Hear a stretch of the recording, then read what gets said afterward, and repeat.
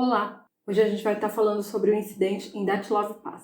Entre 1 e 2 de fevereiro de 1959, 9 alpinistas, especialistas em esqui cross-country e estudantes do Instituto Politécnico de Ural, a atual Universidade Técnica do Estado de Ural, foram encontrados mortos em um acampamento em uma das passagens nos Montes Urais, na Sibéria.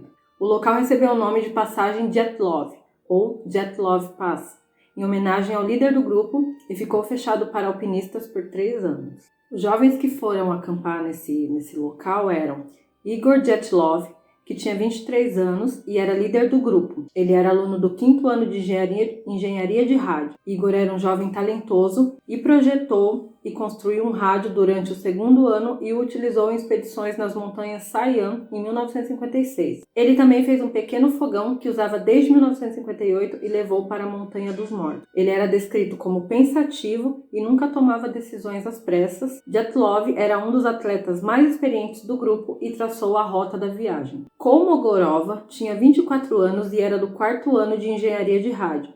E tinha experiência em trilhas como essa, tendo feito 6 grandes viagens em lugares selvagens. Em uma delas foi mordida por uma víbora e ainda assim não quis aliviar a carga para não prejudicar seus companheiros. Ela era descrita como o motor da universidade, por estar sempre envolvida em alguma atividade. Yuri Doroshenko tinha 21 anos e era do Oblast de Kursk e tinha 2 irmãos. Ele manteve um relacionamento com Kolmogorova e até conheceu os pais dela. Após o fim do relacionamento, mantiveram a amizade. Ele também tinha experiência com viagens assim, tendo liderado vários grupos nos Montes Urais em trilhas com diferentes dificuldades. Lyudmila Dubinina, de 20 anos, era do 3º ano de Engenharia e Economia. Em uma expedição nas montanhas Sayan em 1957, ela foi baleada acidentalmente por um colega que limpava um rifle. Ela não só aguentou a dor corajosamente a ponto de não reclamar, como se sentiu mal por causar tantos problemas para o grupo. Rustem Slobodin, de 22 anos, se formou em 1959 e era filho de um professor de outra universidade de Sverdlovsk. Esses nomes russos é duro. Era atlético, honesto, decente e um tanto calado. Yuri Krivonichenko, de 23 anos, se formou em 1959. Enquanto trabalhava em Chelyabinsk 40, uma instalação nuclear secreta, presenciou o acidente Kustomkoi. Em 29 de setembro de 1957, uma instalação de plutônio teve vazamento radioativo e ele foi uma das pessoas designadas a limpá-lo. Alexander Kolevatov tinha 24 anos e era do 4º ano de física e já era formado em metalurgia de metais pesados não ferrosos na Universidade de Mineração e Metalurgia. Era um bom aluno e trabalhou em Moscou secretamente no Ministério de Construções de Máquinas Médicas, chamado apenas pelo número serial L3394, e no Instituto de Pesquisas de Materiais Inorgânicos, envolvido na produção de materiais para a indústria nuclear. Nikolai Brignoles, ou Kolya, o apelido dele era Kolya, de 24 anos, se formou em engenharia civil em 1958. Era querido por sua energia, bom humor e caráter geralmente amigável e aberto. Todos o conheciam, acampavam com ele e diziam que ele possuía um senso de cuidado para com os membros do grupo. Ele costumava ajudar os mais jovens ou mais fracos a carregar as coisas e arrumava suas mochilas para reduzir o desconforto e as dores. Samen Zolotarev, de 38 anos, sobreviveu à Grande Guerra Patriótica, servindo de 1941 a 1946, sendo que a taxa de sobrevivência da geração de 1921 e 1922 foi de apenas 3%, ou seja, ele era um dos sobreviventes. Ele recebeu 4 medalhas, incluindo a Ordem da Estrela Vermelha. Sua biografia tem outros pontos que levantam dúvidas e abordaremos mais adiante. Yuri Yudin, falecido em 27 de abril de 2013, estava no 4º ano do seu curso e deixou a expedição por dores nas costas, que havia machucado na viagem anterior. Então, só Yuri Yudin não estava nessa expedição. A jornada. Todos eram experientes em viagens longas de esqui e expedições montanhosas. O objetivo deles era chegar a Otorten, uma montanha a 10 km do local do ocorrido. Na época, a rota era considerada de categoria 3, ou seja, a mais difícil. O grupo chegou a Ivdel, no Oblast de Sverdlovsk, em 25 de janeiro e foram de caminhão até Vigei, a última parada habitada ao norte. Começaram a caminhada de lá em 27 de janeiro. No dia seguinte, Yuri Yudin voltou. Em 31 de janeiro, o grupo chegou ao limite de uma área montanhosa e começaram a se preparar para escalar. Em um vale arborizado, eles esconderam alimentos extras e equipamentos que seriam utilizados na volta. No dia seguinte, os alpinistas começaram a atravessar a passagem. Aparentemente planejavam montar acampamento para a noite seguinte no lado oposto, mas pela piora nas condições climáticas, tempestades de neve e visibilidade reduzida, eles perderam o rumo e se desviaram para o oeste, subindo em direção ao topo da montanha Kolatsiak. Ao perceber o erro, decidiram parar e acampar na ladeira da montanha, ao invés de descer 1,5 km até uma área de floresta que teria oferecido proteção contra o clima. Yudin supôs que Dyatlov não queria perder a altitude que haviam ganhado, ou que decidiu praticar acampar na ladeira da montanha. Foi combinado previamente que Dyatlov enviaria um telegrama ao clube esportivo do IPU, assim que o grupo retornasse a Vigei, o que deveria acontecer até 12 de fevereiro. Dyatlov disse a Yudin que poderia demorar mais, e era comum ocorrer atrasos de alguns dias nesse tipo de expedição. Assim, quando a data passou e nenhuma mensagem chegou, não houve reação. Um grupo de alpinistas que retornou da região em meados de fevereiro informou ter visto uma grande tempestade de neve na região onde o grupo de Dyatlov estava. Lev Semenovich, chefe do clube, chegou a mentir que recebeu um telegrama de Dyatlov para acalmar os pais de Dubinina e Kolevatov. A operação de resgate. Os parentes dos viajantes exigiram uma operação de resgate para o chefe local do Partido Comunista. Temendo publicidade negativa, ações foram tomadas. Os primeiros grupos partiram em 20 de fevereiro. Até caçadores Mansi se voluntariaram para ajudar. Depois o exército e polícia se envolveram com aviões e helicópteros. Pelo menos 3 helicópteros participaram das buscas, sendo um deles civil. No dia 23, o grupo de buscas de Boris Lobkov foi deixado próximo ao Torten. No dia seguinte, chegaram ao topo da montanha e concluíram que o grupo de Dyatlov nunca chegaria ali. No dia 25, o grupo de Slobkov encontrou rastros que presumiram ser dos estudantes. No dia seguinte, foi encontrada a barraca abandonada e avariada na Montanha dos Mortos. Investigadores disseram que a tenda foi aberta com um corte de dentro para fora. Na barraca, Slobkov encontrou uma lanterna de fabricação chinesa sobre uma cobertura de 5 a 10 centímetros de neve, mas sem neve sobre si. Ele a testou e ela funcionou perfeitamente. O chão da barraca era nivelado por neve e tinha 8 pares de esquis para suportá-la.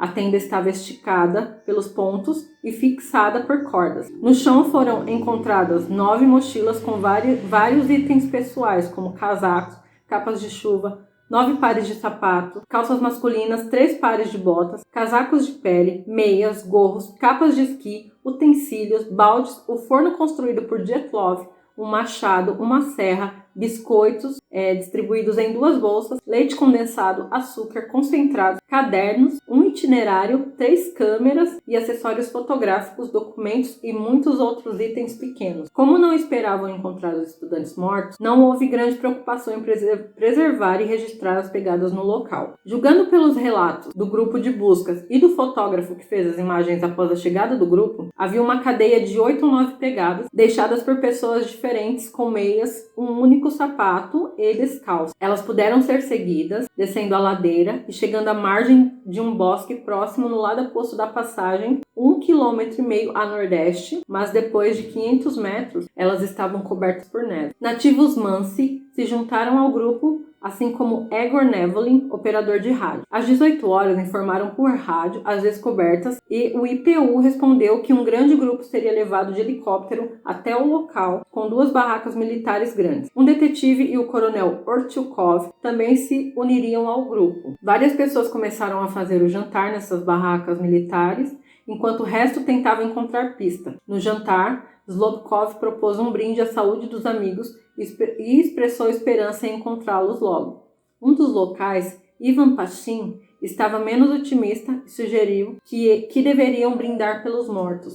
Ele quase foi agredido por sua atitude pessimista. Enfim, começaram a encontrar os corpos, Na manhã seguinte, Yuri Koptelov e Sharavin procuraram por um novo local para um acampamento, explorando o vale do rio Lozva. O vento soprava constantemente ali e não deixava a neve se acumular muito. Ao se aproximar, eles pararam espantados. Sobre um grande cedro antigo, encontraram os restos de uma fogueira e os 2 primeiros corpos, Yuri Krivonichenko e Yuri Doroshenko, sem calçados e vestidos apenas com as roupas de baixo. Os galhos estavam quebrados até 5 metros de altura, sugerindo que pelo menos um deles escalou para observar algo, talvez o acampamento. Posteriormente, descobriu-se resto de pele e sangue humano alojados nas fendas das cascas de árvore. O promotor de Ivdel, Vasily Ivanovich Tempalov, descobriu outro corpo a 300 metros do cedro e os estudantes o reconheceram rapidamente como Igor Dyatlov. Os caçadores Mansi começaram a explorar a região da montanha com cães e logo encontraram o corpo de Zina Kolmogorova a 480 metros da árvore. Eles estavam em uma linha direta entre a árvore e a barraca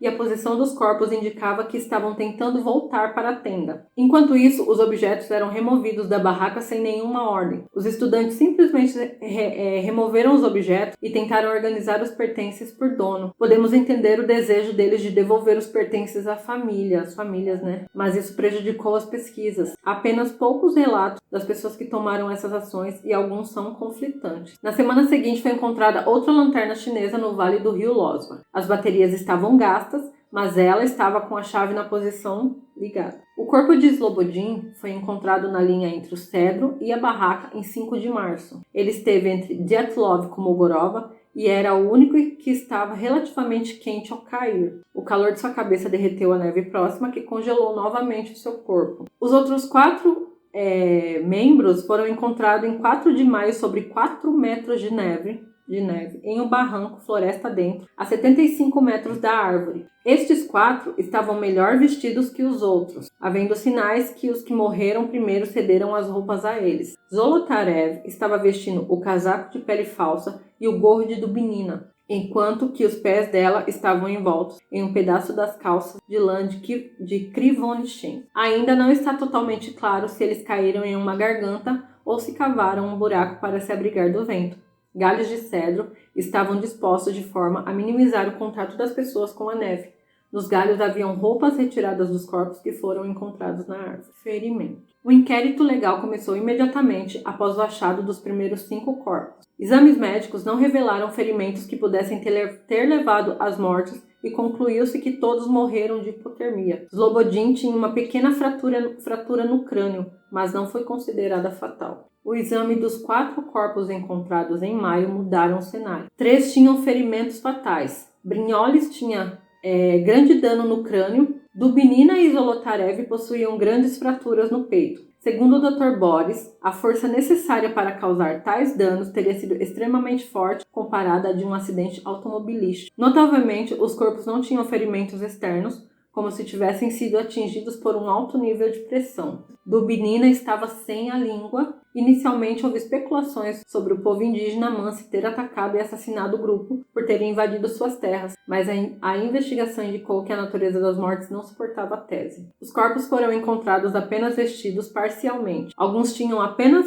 um sapato, enquanto outros estavam apenas de meias ou mesmo totalmente descalços. Alguns foram encontrados envoltos em recortes de roupas que já pareciam ter sido tirados daqueles que já estavam mortos. Até 25% das mortes de hipotermia estão associadas à nudez paradoxal, que ocorre tipicamente em hipotermias moderada e severa, na qual a pessoa fica desorientada, confusa e agressiva e pode considerar despir-se, aumentando a perda de temperatura. As autópsias. Os primeiros 4 encontrados foram autopsiados em Vijay em 4 de março por Boris, Dr. Boris no caso. Ele registrou os danos e as roupas que as vítimas usavam no momento em que foram encontradas. A autópsia de Slobodin foi feita em 8 de março. Doroshenko, encontrado perto da árvore, era o mais alto e robusto membro do grupo, com 1,80 m. Ele usava uma veste de baixo, uma camisa de mangas curtas, calças tricotadas, um short sobre as calças e um par de meia de lã, estando à esquerda queimada. As calças tinham um rasgo de 23 centímetros no lado direito e um de 13 centímetros no lado esquerdo. Diagrama de observação da autópsia de Yuri Doroshenko. O cabelo queimado no lado direito da cabeça, orelha, nariz e lábios cobertos por sangue, contusão na axila direita de 2 1,5 centímetro. A superfície interna do ombro direito tem 2 abrasões de 2 por 15 centímetros e sangramento nos tecidos e 2 cortes na pele. Contusões marrom avermelhadas no terço mais alto do antebraço direito. Pele rasgada nos dedos de ambas as mãos, pele contundida no terço mais alto de ambas as pernas, sinais de queimaduras de frio na face e nas orelhas, fluido cinza espumante vindo da boca na bochecha direita, quantidade de urina na bexiga 150 gramas. A espuma na boca de Doroshen deu razões para acreditarem que algo ou alguém estava pressionando seu peito. Isso era comum em interrogatórios da polícia secreta, de Stalin e das forças especiais. Também seria motivo para a queda abrupta da árvore. Os fatos foram ignorados nos documentos finais e a causa da morte foi hipotermia. O corpo de Krivonischenko também estava sob o cedro, e ele vestia uma camisa de mangas longas, calça de natação, uma meia rasgada na perna esquerda. E as observações sobre a autópsia de Krivonischenko são contusão na testa e contusões ao redor do osso temporal, aqui no caso, sangramento difuso nas regiões temporal direita e occipital devido ao dano no músculo temporal, falta a ponta do nariz, creio que devido ao frio, deve ter congelado ali, necrosou aí, queimadura de frio nas orelhas, contusões de 7 por 2 centímetros, contusões nas mãos, descolamento da epiderme na parte traseira da mão esquerda com 2 centímetros de largura, contusões com pequenos cortes nas coxas, queimadura de 10 por 4 centímetros na perna esquerda, contusão na nádega esquerda, abrasões no lado externo da coxa esquerda, contusões na perna esquerda, porção de epiderme da mão direita encontrada na boca e a quantidade de urina encontrada na bexiga foi de 500 gramas. E a causa-mortes também foi hipotermia. E, segundo a autópsia, ele simplesmente congelou, A presença da pele da mão entre os dentes sugere que Krivonischenko tentou ficar no cedro pelo máximo que pôde. Algumas pessoas dizem que foi resultado de seu empenho em cortar quantos galhos pudesse. Outras dizem que algo no chão o manteve na árvore. A Kolmogorova, ou Zinaida, não falei o nome dela no começo, mas é Zinaida Kolmogorova, estava melhor vestida que os dois sob a árvore. 2 gorros, 2 camisas de manga comprida, suéter, outra camisa e um suéter com os punhos rasgados. Não estava claro se ela mesma cortou ou outra pessoa o fez. Ela também vestia calças atléticas de algodão, calças de esqui com 3 pequenos buracos no fundo, 3 pares de meia e uma máscara militar. E a autópsia da Kolmogorova, tem esses detalhes aqui. Contusão longa, cercando o corpo no lado direito, queimaduras nas falanges dos dedos, várias contusões nas mãos e nas palmas, inchaço das meninges, que é característica importante da hipotermia, e a quantidade de urina na bexiga foi 300 gramas. A causa-morte dela foi hipotermia por acidente violento. E Igor Dyatlov, segundo os relatos, não usava nada na cabeça. Ele vestia um casaco de pele desabotoado com bolsos, um suéter, uma camisa de mangas longas, calças de esqui sobre outras calças. Usava uma meia de lã no pé direito e uma de algodão no pé esquerdo. No seu bolso, uma faca e uma foto de Kolmogorova. Seu relógio marcava 5h31. Nas observações sobre a autópsia do Dyatlov, teve pequenas abrasões na testa, abrasões marrom avermelhadas acima da sobrancelha esquerda, abrasões marrom avermelhadas em ambas as bochechas, sangue seco nos lábios, faltava um incisor na mandíbula. A mucosa intacta sugere que o dente foi perdido muito tempo antes da viagem. Muitos arranhões vermelho escuro no terço mais baixo do antebraço direito e na palma, juntas da metacarpofalange da mão direita, tinham contusões marrom avermelhadas, indicam ferimentos comuns em brigas, quando você soca e machuca. Joelhos contundidos sem sangramento nos tecidos subjacentes, contusão no terço mais baixo da perna direita, abrasões vermelho claras, com hemorragia nos tecidos adjacentes em ambos os tornozelos, sem nenhuma lesão interna. Tinha quase 1 litro de urina na bexiga. Segundo a autópsia, a causa da morte foi hipotermia. Posteriormente, Yuri Yudin alegou que a camisa de mangas longas que Dyatlov vestia era dele e ele deu a Doroshenko antes de voltar. Presume-se que Dyatlov a pegou depois que o Doroshenko morreu. Rustem Slobodin vestiu uma camisa de mangas longas, outra camisa, um suéter, 2 calças, 2 pares de meias e um valenque, que é uma bota de inverno russa, perfeita para a Sibéria. Vai ser bem quente. Só no pé direito. Seu relógio estava parado em 8h45. Seus bolsos tinham 310 rublas e um passaporte. Também foram descobertos uma faca, uma caneta, um lápis, um pente, uma caixa de fósforos, e as observações da autópsia de Slobodin foram pequenas abrasões marrom na testa, 2 arranhões, também de um lado e outro lado da testa tinham 2 arranhões, contusão marrom avermelhada na pálpebra superior direita com hemorragia nos tecidos adjacentes, sinais de sangramento no nariz, a boca estava inchada, inchaço e várias abrasões pequenas de forma irregular na metade direita do rosto, abrasões no lado esquerdo do rosto, epiderme rasgada no antebraço direito, contusões nas juntas metacarpofalangeais, igual do Yuri, né, que tava do Dyatlov, né, a mesma história de se você vai socar, machuca aqui, e o Slobodin tava com o mesmo machucado, com a mesma contusão. Contusões marrom cereja no cotovelo e na palma esquerda, e contusões de quase 3 centímetros na tíbia esquerda. E houve também fraturas e hemorragias na cabeça de Slobodin. Boris, que fez a autópsia, sugeriu que poderiam ter sido causadas por um objeto sem ponta. Ele provavelmente perdeu a coordenação devido à pancada, que poderia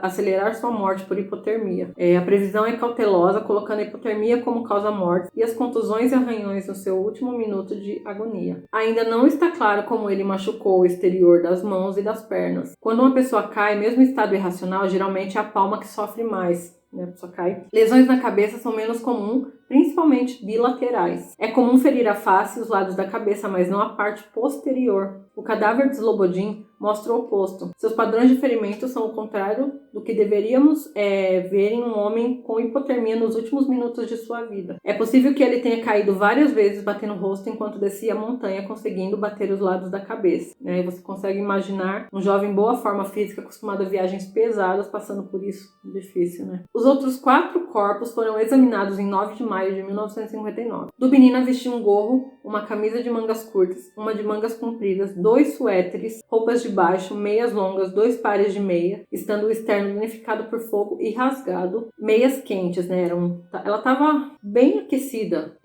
Uma terceira meia não tinha o par. Aparentemente, tentando preservar os pés, ela rasgou um suéter ao meio e enrolou uma metade no pé esquerdo. A outra metade foi deixada na neve. As observações sobre a autópsia de Dubinina são as mais estranhas, né? Uma das mais estranhas aí desses últimos corpos que foram autopsiados, foram observados. Dessas observações, acho que a mais estranha, mais assim, o que não leva, né, a pessoa morrer só de hipotermia, uma pessoa morre só de hipotermia porque a língua dela estava faltando, ela estava sem a língua. Tecidos moles estão faltando ao redor dos olhos, sobrancelhas e área temporal esquerda, estando o osso parcialmente exposto. Faltam os olhos, cartilagem do nariz estão quebradas e achatadas, tecidos moles do lábio superior estão faltando, estando os dentes e o maxilar expostos, costelas quebradas em ambos os lados, estando 2 linhas de fratura visíveis, grande hemorragia no átrio direito do coração, contusão no meio da coxa direita, tecidos danificados ao redor do osso temporal esquerdo, e a ausência da língua de Dubinina é um dos aspectos mais contundentes e divulgados do incidente. O Boris descreve apenas a falta do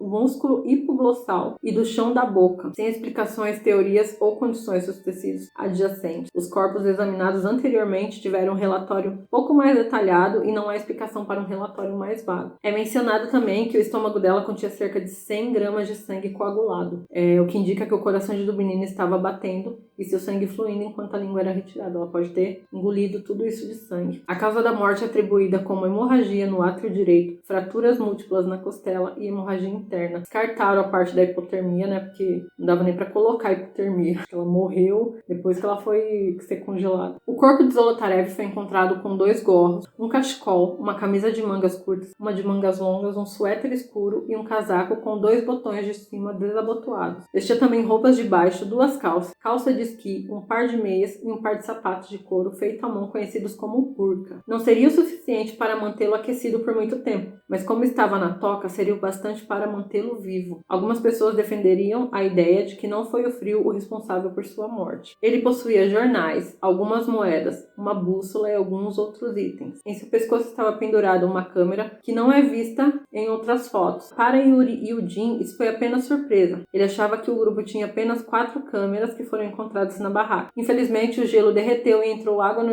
equipamento, danificando o filme. Ficam perguntas no ar. Por que Zolotarev levou 2 câmeras na viagem? Uma que usava frequentemente e todos viam, e outra que estava escondida. E por que ele não abandonou esta câmera na barraca? Observações na autópsia de Zolotarev. Faltam os 2 globos oculares. Faltam os tecidos moles ao redor da sobrancelha esquerda, estando o osso exposto. Costelas, 1, 2, 3, 4, 5 costelas quebradas, com 2 linhas de fratura. Ferida aberta no lado direito do rosto, né, com o osso exposto. Zolotarev e Dubinina têm um padrão interessante de ferimentos. São muito similares em direção e força, apesar das diferenças de forma, altura e composição do corpo dos dois. Isso sugere o que causou os ferimentos não foi um único evento uniforme. O cadáver de Kolevatov estava bem isolado, mas estava sem um gorro e sapato. O superior do torso estava protegido por uma camisa sem mangas, 2 suéteres, um de lã e uma jaqueta de esqui com zíper e botões que estava aberta, o que é estranho para alguém que queria se proteger do frio. Um grande buraco na manga esquerda tinha as bordas queimadas e media 25 centímetros por 12. A manga direita tinha vários rasgos de 7 e 8 centímetros. Em seus bolsos foram encontrados chaves, um pino de segurança, um papel em branco,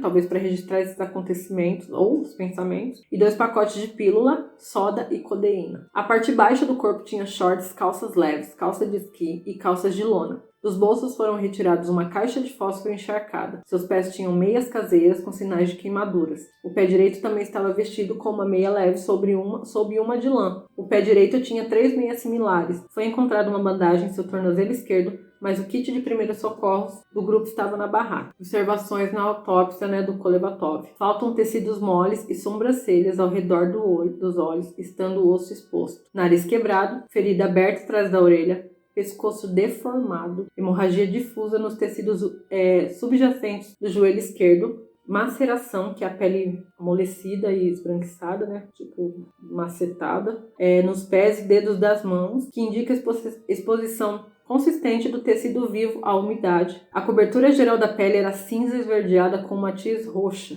Esse relatório também foi um tanto vago. O nariz quebrado, a ferida aberta atrás da orelha e a deformação no pescoço podem ter sido resultado de uma luta. Podem também ter sido resultado de 3 meses de exposição à natureza. No relatório não há nenhuma tentativa de explicação, mas o pescoço quebrado e o golpe atrás da orelha são uma forma muito comum de assassinato por forças especiais na época.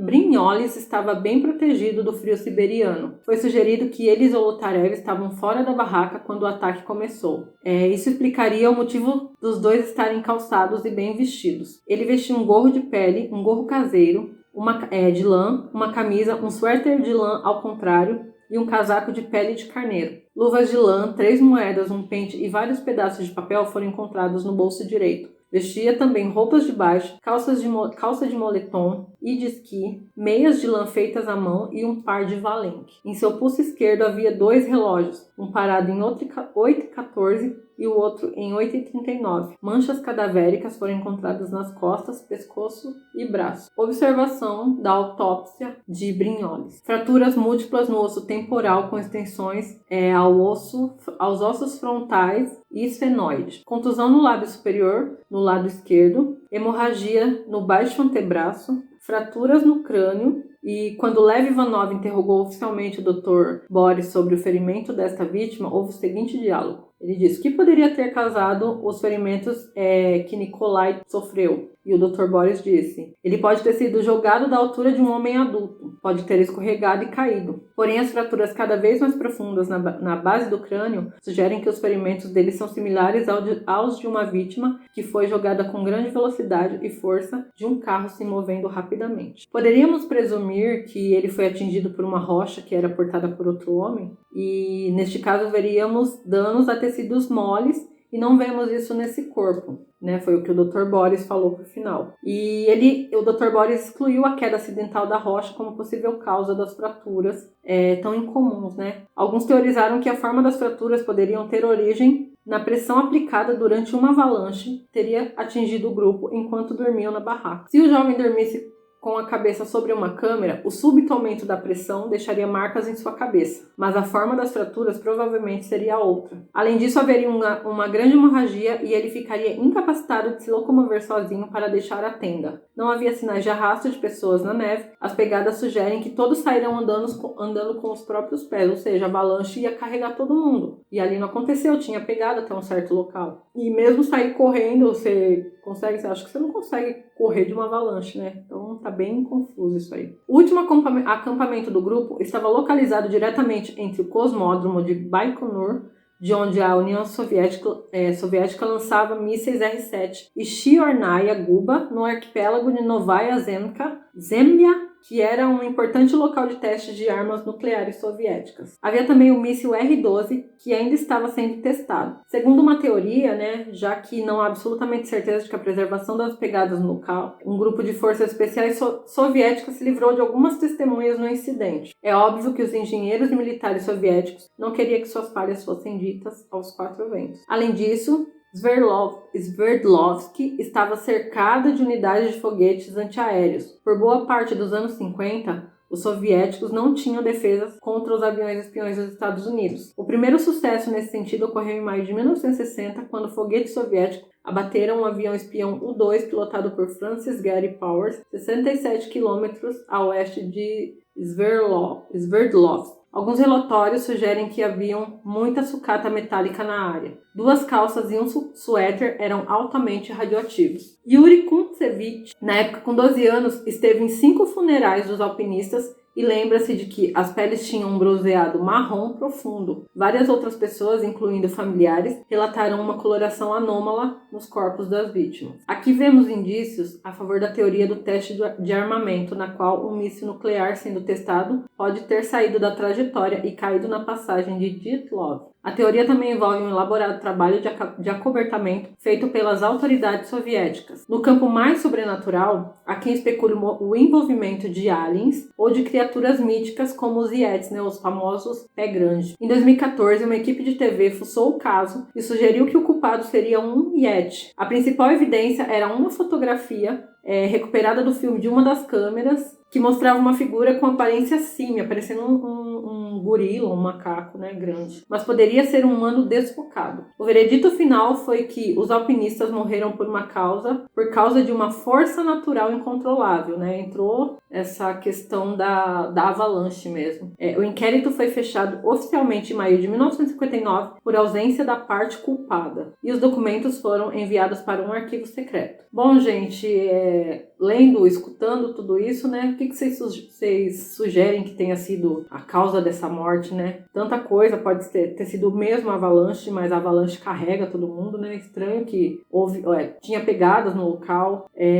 Os próprios Mansi, né? A tribo ali local ali da Sibéria, eles falavam, né, no caso da Montanha dos Mortos ali ser um local meio místico, né? Um local diferente, um local com forças sobrenaturais. Então, tem muita coisa assim, né? Muito o próprio fato da língua da Dubnina ter desaparecido não tá na boca dela, né? Alguns sugeriram que foi um animal selvagem que foi lá e arrancou a língua dela, mas ela tem outro padrão de ferimento parecido do outro rapaz, né? Que é a falta de pele, a falta do globo ocular, no caso dele, né? A falta de pele nos olhos.